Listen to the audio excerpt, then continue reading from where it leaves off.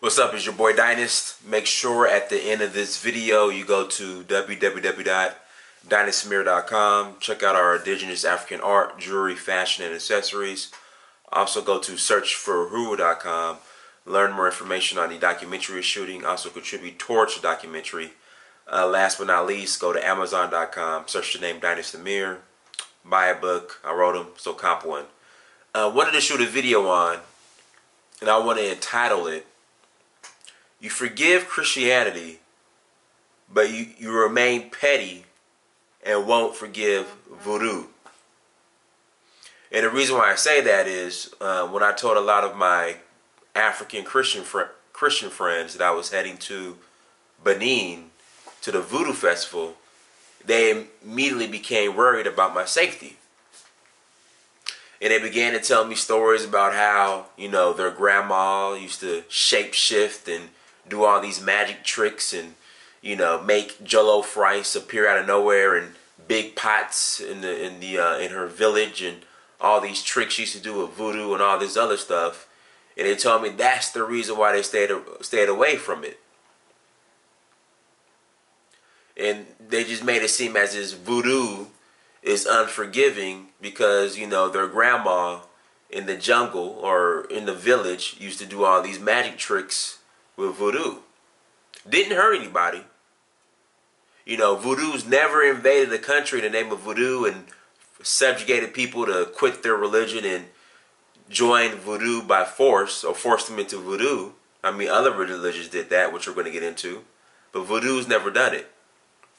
In fact, when I was in Benin, the head chief, Dogbu, said himself, he said, voodoo accepts everyone, but everyone doesn't accept voodoo. We didn't try to close down the Christian churches. I'm sorry, we didn't try to close down the Catholic churches. The Catholic churches tried to shut us down. And Jomo Kenyatta, he once said that when the missionaries showed up to Kenya, they had the Bibles and the Kenyans had the land. They taught the Kenyans how to pray, bow their heads, and close their eyes. And when they woke up, it came out of prayer. The missionaries had the land and the Kenyans had the Bible. Let me repeat that.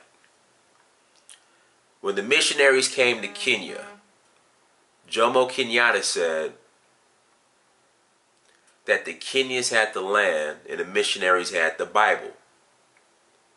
The missionaries taught the Kenyans how to pray, how to bow their heads and close their eyes.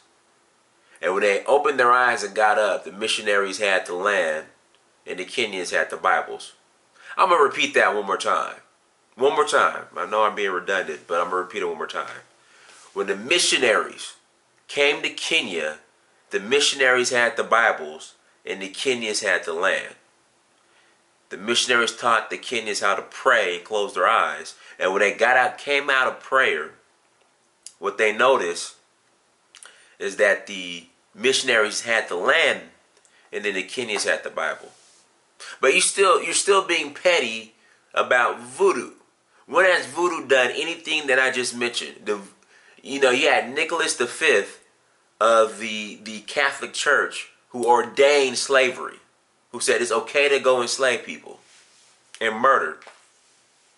You had Joseph Smith, the starter of the Mormon Church, who said himself that the black people are a cursed seed of Ham and that they're cursed. But you give them a pass. You give them a pass. You forgive them, but you won't forgive voodoo because of your grandma in the bush or in the village. She did some magic tricks. So I don't get it. I need answers. Why is that? Why do you forgive Christianity, but you refuse to give voodoo?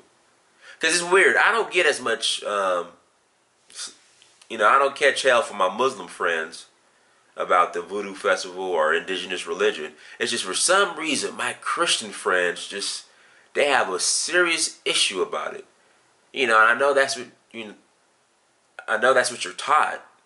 It's really not your fault. You just run with it and believe it.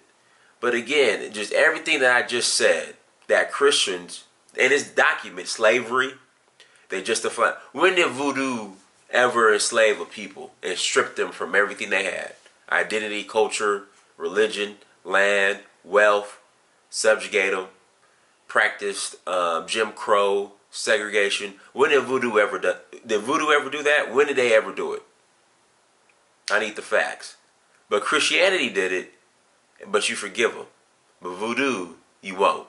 All because your grandmother did some magic tricks in her village.